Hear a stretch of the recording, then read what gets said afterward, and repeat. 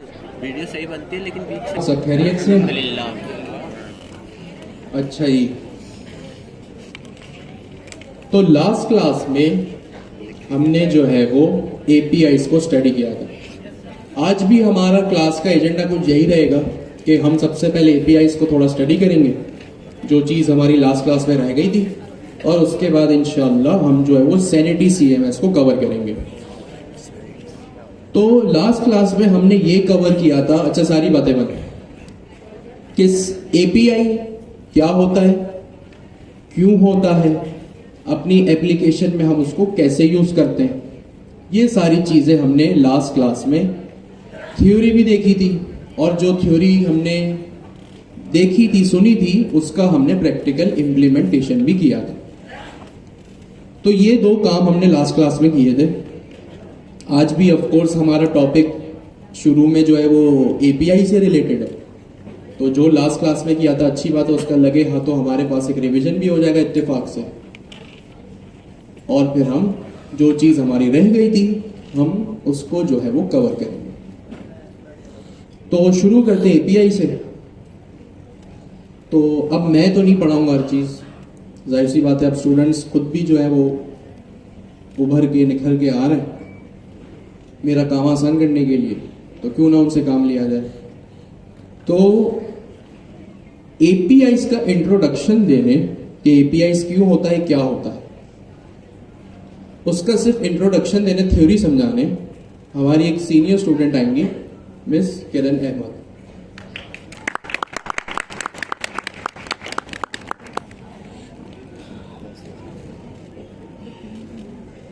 First quarter की senior है ना,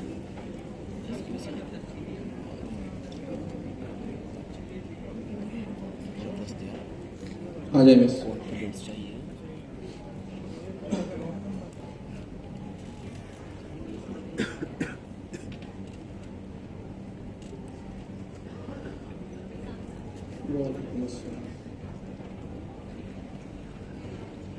मिस अपना इंट्रोडक्शन दें और फिर बताएं कि एपीआईज क्या होता है और हम अपनी एप्लीकेशन में उसको क्यों यूज़ करते हैं। बिल्कुल रिलैक्स होके, कोई घबराने की बात नहीं है, ये आपकी क्लास है।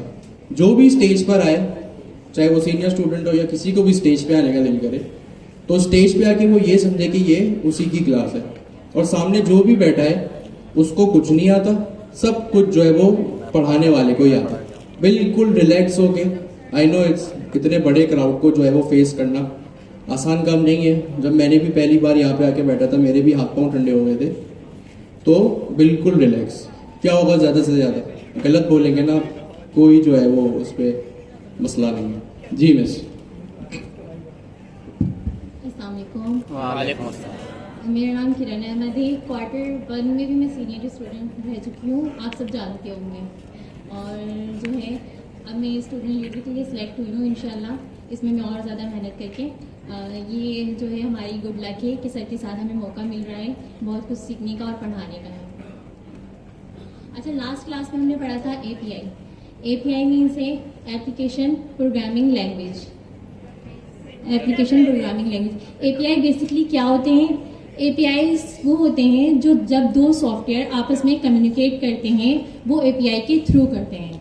दो सॉफ्टवेयर को आपस में कम्युनिकेट करने के लिए हमें एपीआई की नीड होती है, ठीक है। और एपीआई 3 टाइप्स के होते हैं, जिसमें है रेस्ट एपीआई, ग्राफक्यूएल और वेब सॉकेट। सर ने हमें लास्ट क्लास में बताया था कि जो है रेस्ट एपीआई के बारे में हमने बहुत डिटेल में जाके पढ़ा था, जिसमें हमने डायनामिक राउटिंग भी करी थी। और जो है ग्राफक्यूएल जो है वो हमारे पास है नोड और एजेस में आता है। इसको हमने डिटेल्स में नहीं पढ़ा था क्योंकि अभी इसकी नीड नहीं है। रेस्ट एपीआई को सिर्फ हमने जाके डिटेल्स में पढ़ा था। देन थर्ड जो था हमारे पास वो था वेब सॉकेट। वेब सॉकेट में जो है हमारे पास मतलब चैटिंग होती है, मतलब जैसे कि मैसेज करते हैं हमें फ़ौरन आंसर, मतलब एक रिक्वेस्ट जारी होती है और रिस्पॉन्स हमें फ़ौरन आ रहा होता है। ये भी एपीआईज में ही आता है, ठीक है। और जो है वेब सॉकेट्स के अंदर आता है, जैसे व्हाट्सएप है, व्हाट्सएप के अंदर जो है हम फ़ौरन मैसेज कर रहे होते हैं, फ़ौरन हमारे पास रिस्पॉन्स आ रहा होता है, ये वेब सॉकेट्स में आता है, ठीक है sir. Thank you so much. अच्छा जी, तो ये तो इन्होंने एपीआई का जो है वो इंट्रोडक्शन दिया, थ्योरी बताई। अब आप मुझे एक बात बताएं, इन्होंने आपको जो भी एपीआई का इंट्रोडक्शन दिया कि एपीआई दो सॉफ्टवेयर को कम्युनिकेट करता है और ये 3 टाइप्स की एपीआई होती है, क्या आप लोग इस स्टेटमेंट से, इस थ्योरी से अग्री करते हैं? यस सर, सही कहा इन्होंने? Yes sir. माशाल्लाह, जबरदस्त। अब मैं से एक बात बता, लास्ट टाइम हमने जो है वो एक एपीआई फैच की थी, सही है, एपीआई फैच की थी, बुक्स एपीआई। बुक से वो हमने नेक्स्ट जेएस में अपने page.tsx में यहां पे फैच की थी, ठीक है, page.tsx में फैच की थी। ये page.tsx जो है वो कौन से टाइप का कंपोनेंट है? सर्वर कंपोनेंट है, क्लाइंट कंपोनेंट है? नहीं नहीं, मैं इनसे पूछ रहा हूं। Server component sir. Server component है। Yes sir. तो सर्वर कंपोनेंट में जब भी मैंने एपीआई फैच की, इसके कुछ फायदे हैं या कोई फायदा नहीं? सर हम रिलैक्स होके बता। सर सर्वर कंपोनेंट में जब भी हम एपीआई को फैच करते हैं तो वो फौरन फैच हो जाती है हमारे पास। अगर हम अदर कंपोनेंट में जाके करते हैं उसमें प्रॉब्लम्स आती हैं। सही है, जबरदस्त। तो अभी मिसने एक बात हमें ये कही कि सर्वर कंपोनेंट में जब हमने यहाँ पे डाटा फैच किया था, उसका एक फायदा था। उसका फायदा क्या था? वो ये था कि आपका जो एपीआई का डाटा है, हमारी जो लास्ट क्लास में जो हमने एपीआई फैच की थी, वो बुक्स एपीआई फैच की थी। बुक्स एपीआई का डाटा बुक्स एपीआई वालों ने किसी ना किसी सर्वर पे रखा था, और आपका नेक्स्ट जेएस का कंपोनेंट भी बाय डिफॉल्ट किसी ना किसी सर्वर के ऊपर होता है। तो जब सर्वर टू सर्वर कम्युनिकेशन हुआ, कंपोनेंट भी सर्वर पे, डाटा भी सर्वर पे, जब भी सर्वर टू सर्वर कम्युनिकेशन हुआ तो ये एक फास्ट ब्लेजिंग और एक एफिशिएंट वे है कम्युनिकेशन का। इसलिए ये इसका सबसे बड़ा फायदा है कि जब चीज भी हमारी सर्वर पे, हमारा कंपोनेंट भी सर्वर पे और डाटा भी सर्वर पर है। सही है? जी sir. Thank you so much miss, thank you.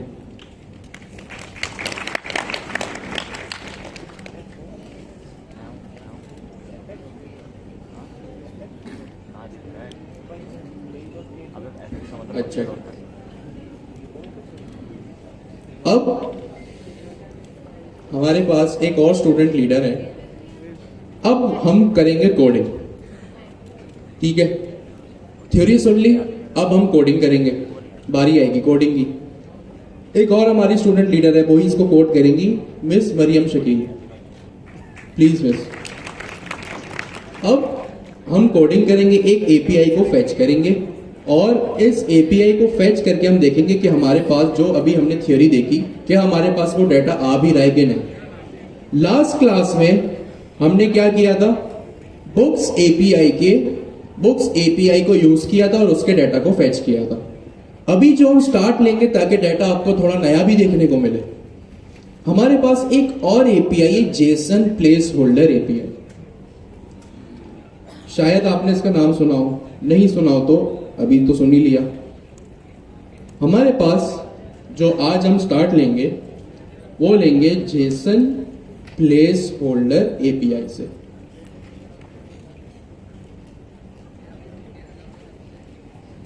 ठीक है, ये जेसन प्लेस होल्डर एपीआई भी बुक्स एपीआई की तरह एक एपीआई है जिसका डाटा सर्वर पे रखा हुआ है। उसको भी आप यूज करेंगे तो आपके पास जो है वो डाटा आ जाएगा। ठीक है मिस? तो अब आप कोड करें और जिस यूआरएल को आप फैच करेंगी वो ये होगा। ठीक है, तो जब आपकी यूआरएल लिखने की बारी आए तो आप इस यूआरएल को लिख लीजिएगा। आराम से बिल्कुल रिलैक्स होके कोड करें, कोई जो है वो जल्दबाजी नहीं। सही है?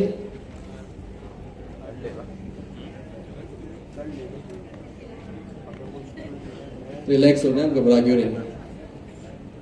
दुनिया की जितनी भी एपीआईज हैं, जो मेथड हमने लास्ट क्लास में यूज किया था उसी से ही हो जाएगा। अच्छा जी,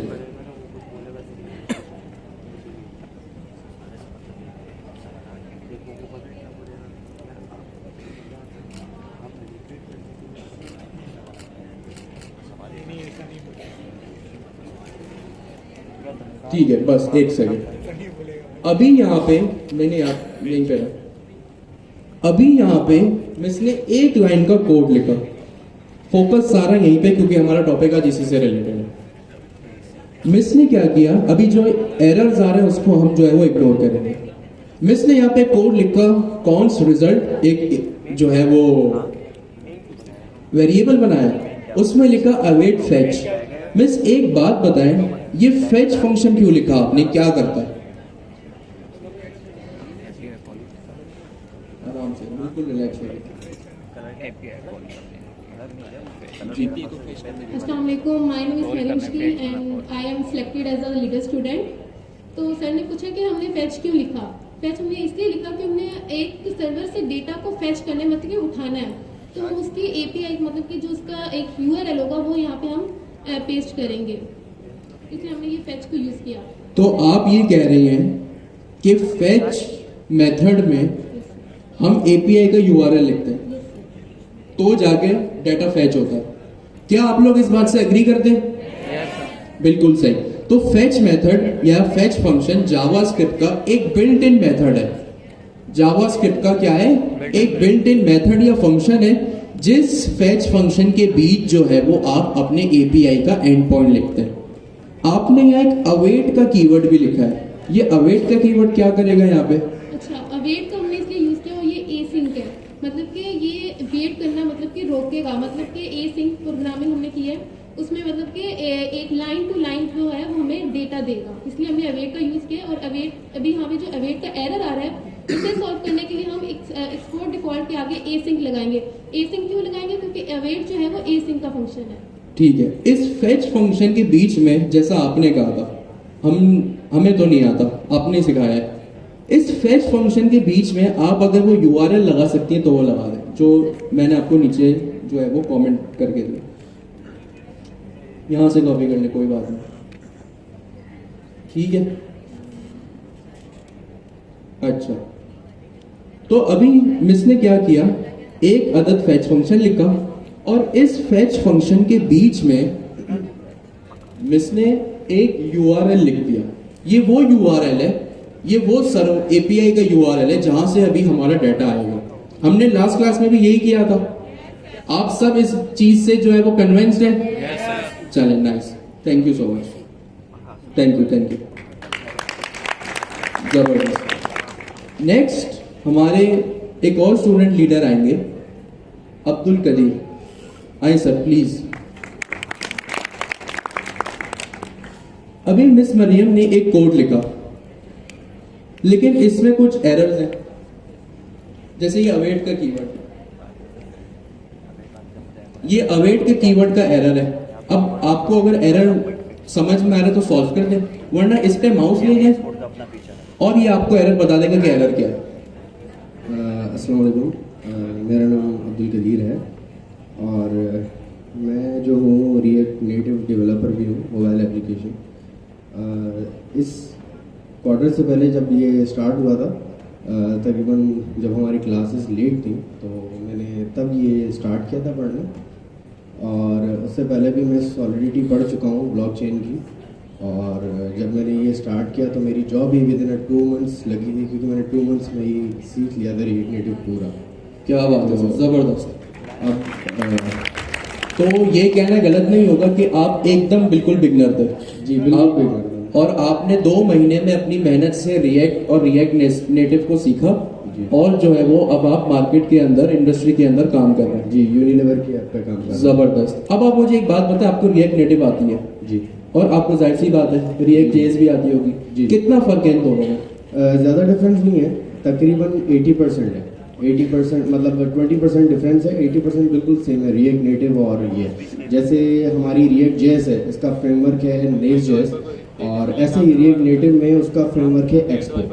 तो आप दोनों में अगर एक्सपो हमारी हेल्प करता है, ऐसे ही जैसे सिंप्लीफाई हो गया हमारा बिल्कुल काम रिएक्ट जेएस का, नेक्स्ट जेएस में बिल्कुल ऐसे ही एक्सपो हमारी हेल्प करता है। रिएक्ट नेटिव के अंदर काफ़ी काम हमारा सिंप्लीफाई हो जाता है उसके अंदर, और सारा सिस्टम वैसा ही है, बस कुछ चीज़ें चेंज हैं और थोड़ा सा सिंटेक्स चेंज होता है। जैसे इस पे फंक्शन में आप ऑन क्लिक लगा के कोई फंक्शन लगाते हैं, उसमें आप ऑन प्रेस लगा के कराते हैं, क्योंकि आप प्रेस कर रहे होते हैं, क्लिक नहीं कर रहे होते हैं। जबरदस्त। तो जिन लोगों को नहीं पता मैं उनको बता दूं कि नेक्स्ट जेएस जो आप लोग पढ़ रहे हैं ना, जो आप लोग सीख रहे हैं, वो वेब एप्लीकेशंस के लिए। जो अभी आप लोगों ने हैकाथॉन बनाया वो वेब पे बनाया ना, वेब के लिए बनाया, वेबसाइट है वो।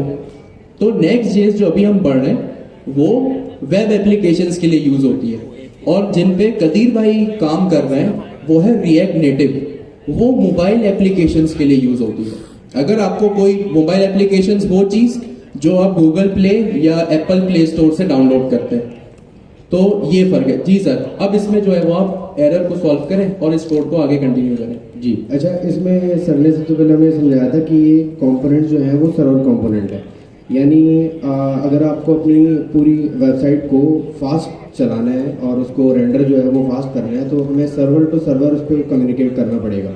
अगर पहले रिएक्ट.जेएस में क्या होता था कि हम उसको सर्वर टू क्लाइंट करते थे, जिससे हमारे पास डेटा आने में बहुत ज़्यादा स्लो प्रोसेस होता था, और लोडर जो है अगर आपने लोडर लगाया तो वो चलता ही रहता था। लेकिन सर्वर टू सर्वर में ये होता है कि अगर आप डायरेक्ट इस सर्वर पे ही ऊपर जाके एसिंक लगा देते हैं, तो अब ये क्या हो गया, पूरा जो सर्वर है वो एक, क्योंकि ऑलरेडी कंपोनेंट सर्वर कंपोनेंट है, तो सर्वर टू सर्वर बहुत इजीली कम्युनिकेट कर पा रहा है और डेटा पहले से तेज स्पीड में आएगा। जबरदस्त। सर आपने एसिंक का फुल फॉर्म क्या?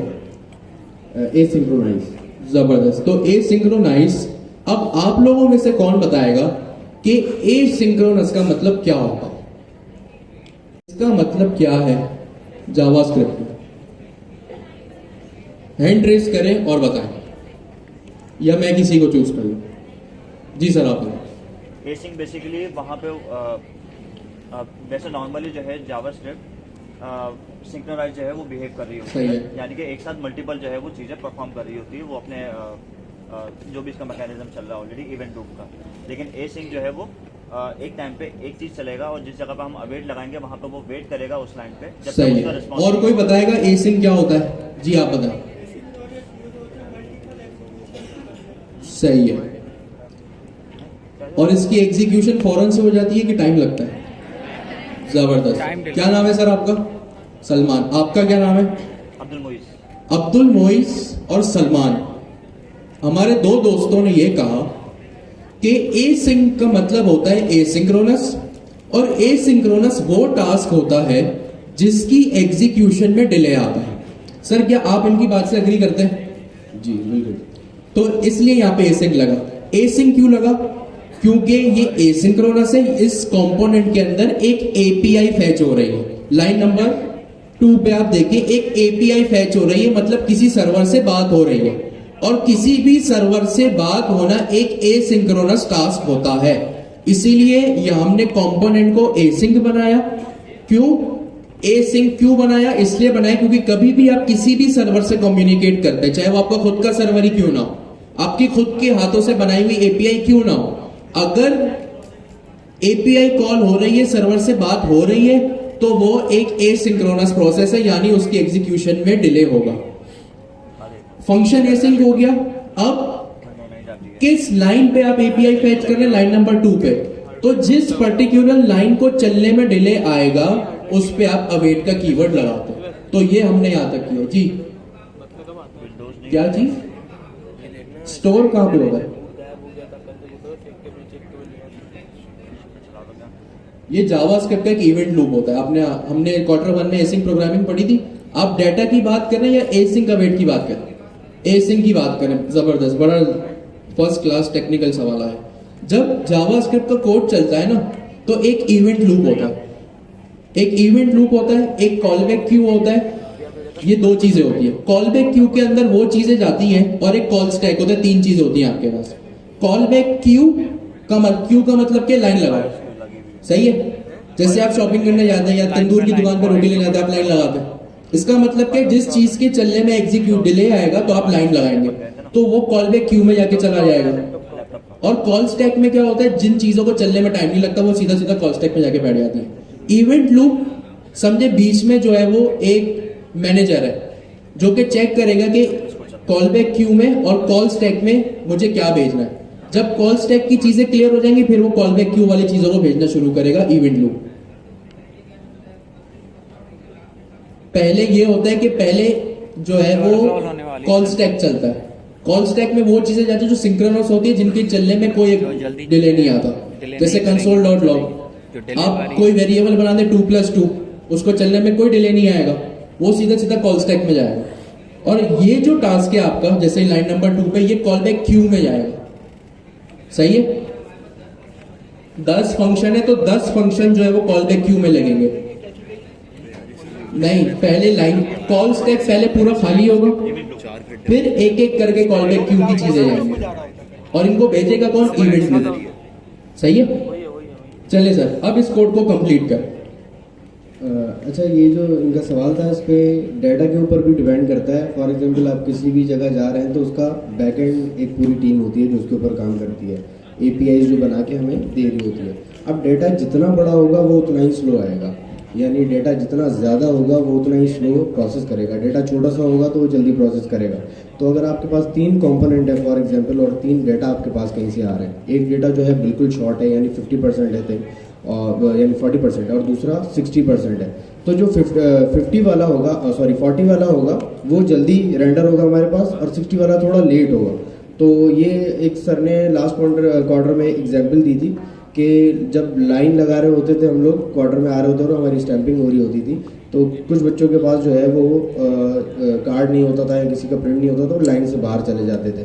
और सर उनको से ये कहते थे कि जब आपके पास कार्ड आ जाए आप प्रिंट करवा लें तो आप बाद में स्टैंपिंग करवा लीजिएगा। तो कुछ ऐसा ही इसका प्रोसेस है, जैसे वो रेंडर हो जाता है तो हमारे पास वो डाटा सारा स्क्रीन पे शो हो जाता है।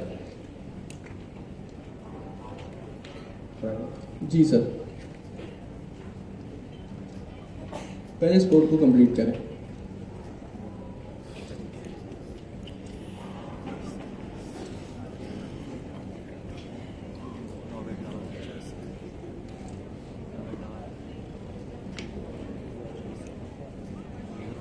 अच्छा जी, अब यहाँ पे कदीर भाई ने एक लाइन लिखी, रिस्पॉन्स एक वेरिएबल बनाया और उसमें लिखा अवेट url.json।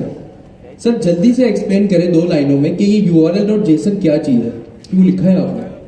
अच्छा, सबसे पहले जो मैंने ये कॉन्स्ट URL अवेट बनाया है, इसके अंदर मैंने एक तरीके से ये जो API है ये मैंने इसके अंदर स्टोर कर दी। इसकी एक लोकल स्टोरेज है उसके अंदर, यानी आप ये समझो मैंने URL के अंदर पूरी ये लिंक और अवेट भी इसके अंदर स्टोर कर दिया।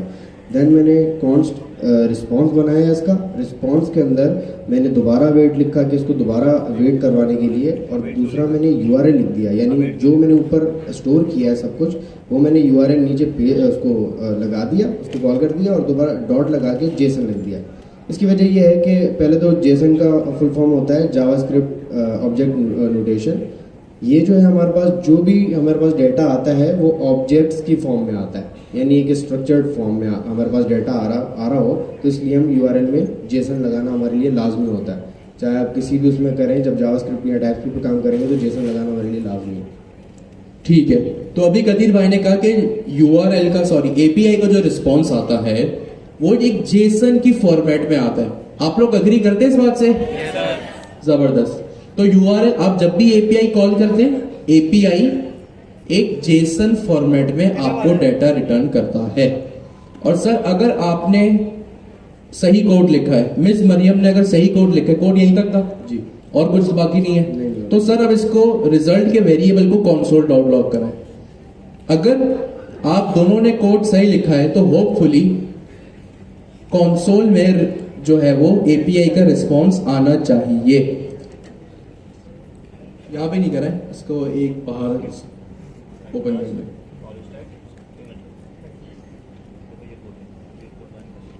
अच्छा चल ही रहा है ये, ठीक है, जबरदस्त, ठीक है। चलिए सर अब इसको कंसोल करें और यहाँ पे इसका रिजल्ट देखें। कंसोल तो आपने करा लिया, टर्मिनल पे जाए। ये जी ये टर्मिनल में रिजल्ट नहीं आया, इसके लिए क्या करना पड़ेगा? यस एग्जैक्टली, क्या नाम है आपका? अफान भाई ये कह रहे हैं कि आपको जिस URL पे, जिस राउट पे आपने page.tsx पे, जिस राउट पे आपने अपनी API बनाई है, अगर रिजल्ट नहीं है, वैसे तो रिजल्ट आ जाता है, लेकिन अगर बाय चांस रिजल्ट नहीं आ रहा तो कुछ ना करें, परेशान ना हो, ब्राउजर पे जाएं और लिखें लोकल होस्ट 3000 जी, इस पर, बल्कि यहां चलिए रहा है, ये पहला टैब खोल लें और इसको आगे रिफ्रेश कर दें या एंटर कर दें। URL पे आया और एंटर कर दें। तो अगर सर आपने सही बात कही है तो देखते हैं टर्मिनल में क्या रिजल्ट है। तो देखें टर्मिनल में मेरे पास ये डाटा आ गया, ये सारा का सारा डाटा जो अभी हमने एपीआई, एक जेसन प्लेस होल्डर की एपीआई है, वहां से मुझे ये सारा डाटा मिल रहा है। तो हमने लास्ट क्लास में भी यही किया था कि हमने बुक्स एपीआई को जो है वो फेच करा था और इसी तरह उसका हमने डाटा गैदर किया था। Thank you so much sir, thank you so much. चलिए जी सर सेकंड लाइन में अवेट लगाना जरूरी है जी, क्योंकि जेसन में कन्वर्जन भी एक एसिंक्रोनस है।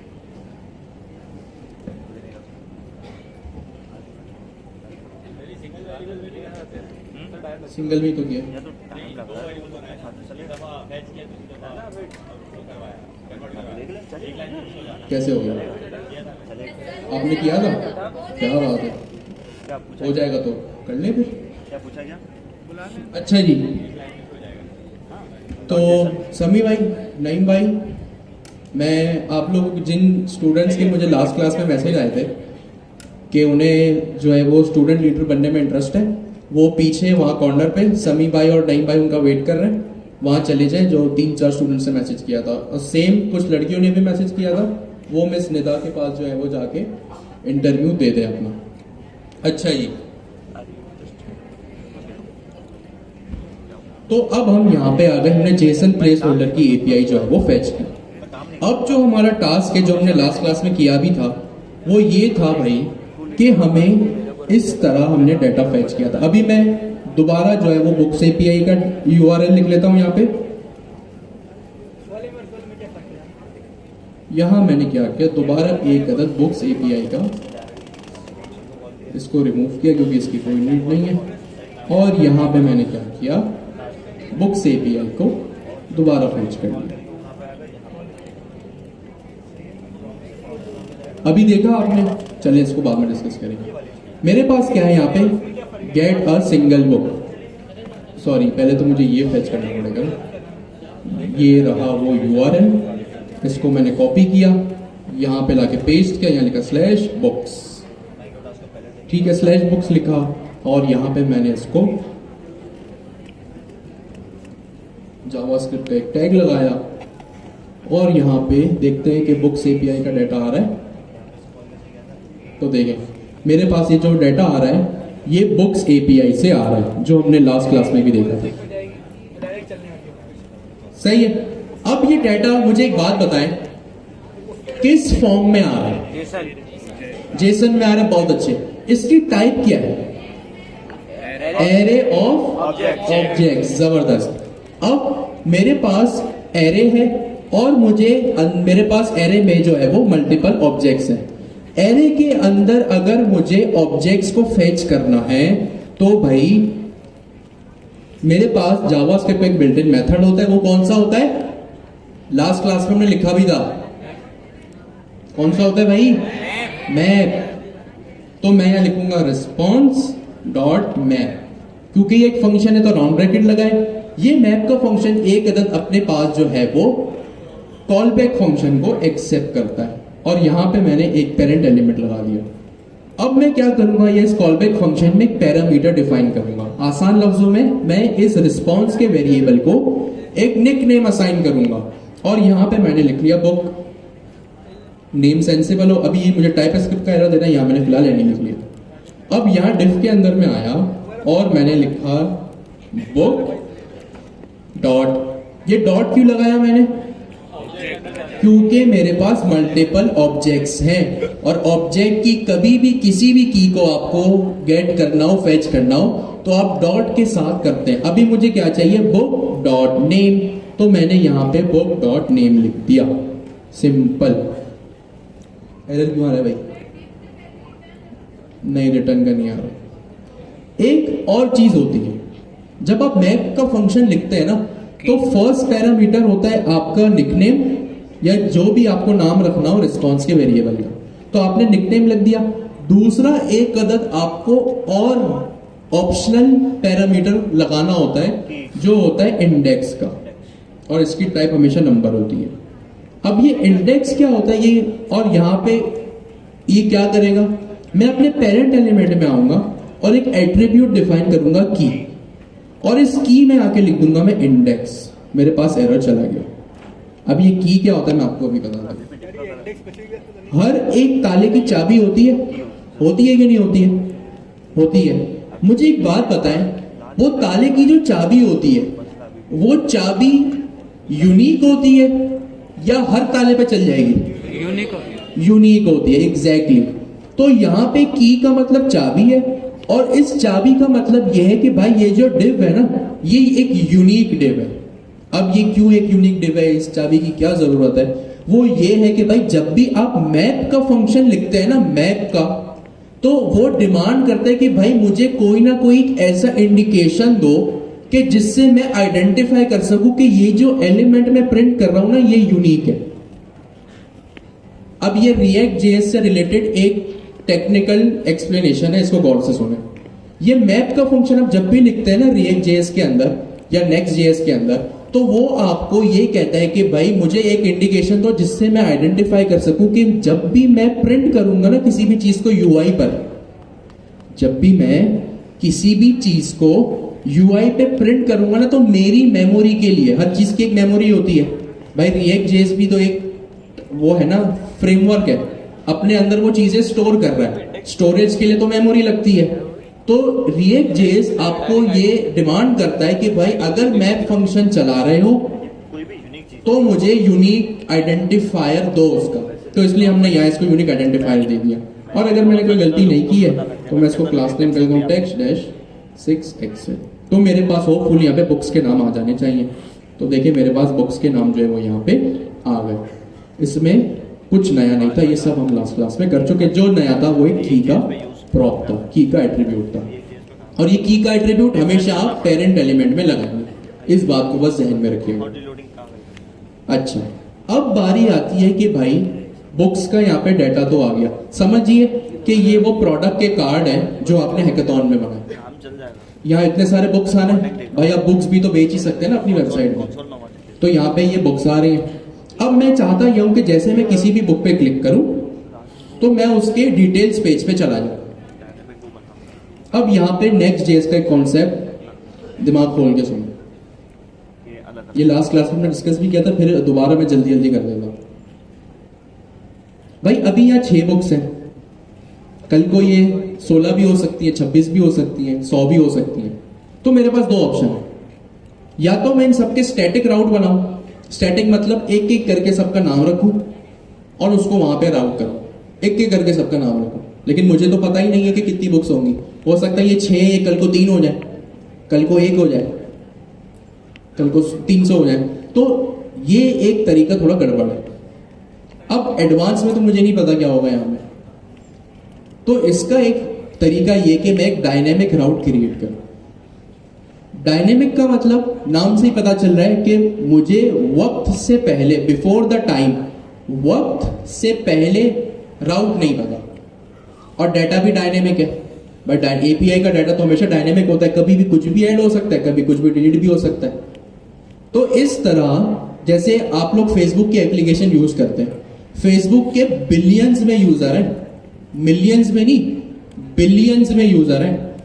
तो फेसबुक वालों ने भी यही काम किया होगा, या तो उन्होंने बिलियंस राउट बनाए होंगे, बिलियंस राउट उन्होंने बनाए होंगे, और ये रोजाना ऊपर नीचे होते होंगे।